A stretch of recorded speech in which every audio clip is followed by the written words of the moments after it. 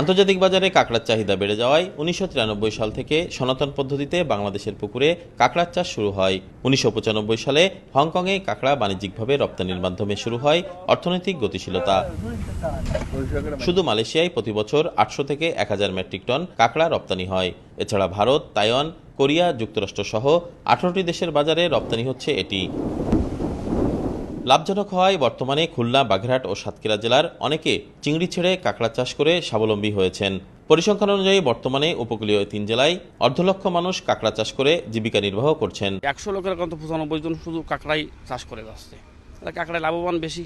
সপ্তাহে ধরা হয় কিছু ছাড়া হয়, এ করে করে আমরা দেখা যায় আমরা ভালো উন্নতি হচ্ছে আমাদের। ১০০ কেজি কাঁকড়া যদি ছাড়া হয় আপনার ৫০,০০০ টাকা দিয়ে, ওই ১০০ কেজি কাঁকড়া আপনার বিক্রি হচ্ছে ১ থেকে ১.৫ লাখ টাকা। চিংড়ির পাশাপাশি দেশের সম্ভাবনাময় রপ্তানি শিল্পে পরিণত হয়েছে কাঁকড়া, যে কারণে এই শিল্প বিকাশে চাষিদের প্রশিক্ষণ ও সরকারি পদক্ষেপ নেওয়া জরুরি বলে মনে করেন ব্যবসায়ীরা।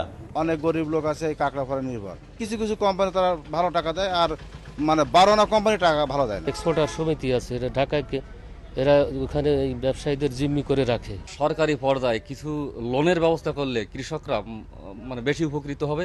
এদিকে কাঁকড়া শিল্প বিকাশে উন্নত ব্যবস্থাপনার পাশাপাশি সরকারি পদক্ষেপ গ্রহণ করলে রপ্তানি আয় কয়েক গুণ বাড়ানো সম্ভব বলে মনে করেন এই মৎস্য কর্মকর্তা।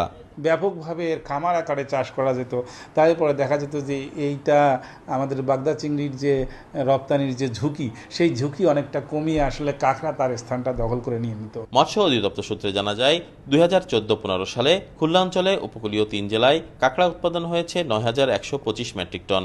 এর মধ্যে ৭০ ভাগই বিদেশে রপ্তানি হয়েছে। তরিকুল ইসলাম, সময় সংবাদ, খুলনা।